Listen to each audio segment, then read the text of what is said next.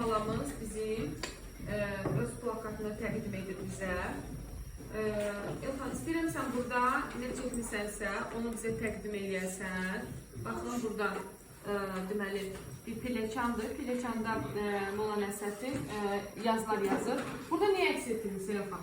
Burada əks etdirmişəm ki, burada məsələn, qəzeti üstünə və divarda Molla Nəsrəddin adlı qəzetlərimiz var. Yəni bunları gəlin alın, bunlar sizi maarifləndirir. Düzdür. Deməli, burada müasir bir belə deyək də uşaqlar problemdir.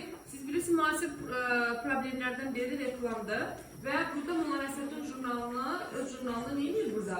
Burada sosial Reklam edir. Yaxşı, burada nəyi əks etdirmişsən? Burada əks etdirmişəm ki, Həsən bəy Sərdabinin həmin o məşhur Əkinçi qəzetini və dövlətin qoymadığı və Əkinçi qəzetinin üstündəki həmin ərəb yazıları və o həmin işarələri hansı dövrə aid olduqlarını yazmışam. Deməli, uşaqlar, biz belə bir qənaətə gəlirik ki, həmin dövrdə hansı əlifba ilə yazılırmış?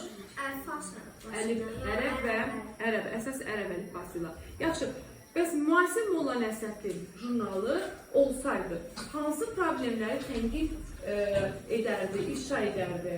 Telefon oynanılmasından, uşaqların psixologiyasını toxunan hər bir şeyi ləğv edilməsini istəyərdi. Sonra sosial mediaya bağlanması və sosial mediadakı həmin uşaqların ağlasılar getsin və sosial media bağlansın, uşaqlar həyata gəlsin. Uşaqlar yenidən öz belə təhsillərini uğurla davam etdirsinlər. Bəs sən Molla Nəsrəddin jurnalında işləsəydin, hansı ləqəbi götürərdin? Yəni Elxan öz adı, çünki öz adı niyə olmasın başqasında da olsun. Bəs sən adın hansı mənanı kəsb edir Elxan? Elxanı, yəni belə ağasına. Bəs ilk mövzun, ilk məqalən nə olardı? Hansı problemi işıqlandırardı?